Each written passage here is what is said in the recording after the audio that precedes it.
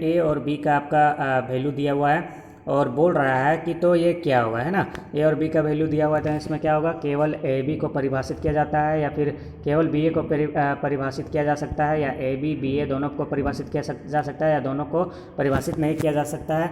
और डिफाइन देखिए यहाँ लिखा है ए बी को डिफाइन किया जा सकता है, बोथ डिफाइन और बोथ नॉट डिफाइंड, है ना। इंग्लिश हिंदी में दोनों में लिखा हुआ है। तो ये रहा आपका क्वेश्चन, पढ़ सकते हैं। चलिए हम इसको सोल्व करते हैं, काफ़ी ईजी क्वेश्चन है।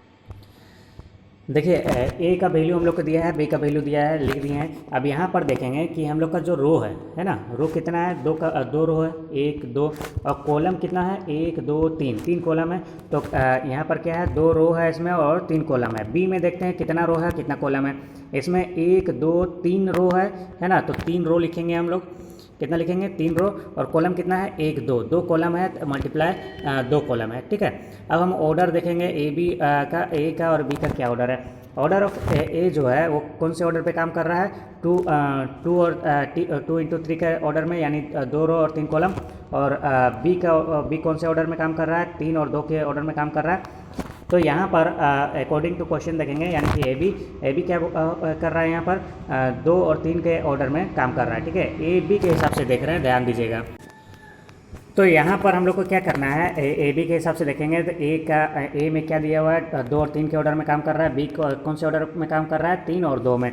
तो यहाँ पर देखिए इसका ए का देखना है हम लोग को, कॉलम देखना है, और बी का क्या देखना है, रो देखना है। यहाँ पर देखिए इधर भी 3 है ना, और यहाँ पर भी क्या है, 3 है। तो ये क्या हो जा रहा है, डिफाइन होगा। अगर ये मैच कर रहा है तो क्या होगा, डिफाइन होगा। और अगर वहाँ 2 और यहाँ पर 3 रहता तो क्या होता, डिफाइन नहीं होता, है ना। तो अगर ये मैच कर रहा है तो क्या होगा, डिफाइन होगा। यानी कि ए बी डिफाइन हो रहा है। अब हम लोग को क्या देखना है, बी ए, क्योंकि हम लोग को देखिए क्वेश्चन में बोला है ए बी डिफाइन हो रहा है या ए बी डिफाइन हो रहा है ना। ए बी डिफाइन हो रहा है यानी कि ए के हिसाब से सही है, लेकिन यहाँ पर अब हम लोग को चेक करना है कि क्या बी भी डिफाइन हो रहा है। क्योंकि अगर बी डिफाइन नहीं होगा तो हम लोग केवल ए में टिक मारेंगे, और अगर बी भी डिफाइन हुआ तो ए बी वाला जो ऑप्शन है ना, ये सी, वो मारेंगे। और अगर डिफाइन नहीं हुआ तो सिर्फ हम लोग ए टिक करेंगे। तो चलिए हम लोग वो भी देख लेते हैं होता है क्या नहीं। अब इसको क्या करेंगे, बी ए के फॉर्म में हम लोग इसको लिखेंगे। बी ए का फॉर्म में देखते हैं कैसे लिखेंगे।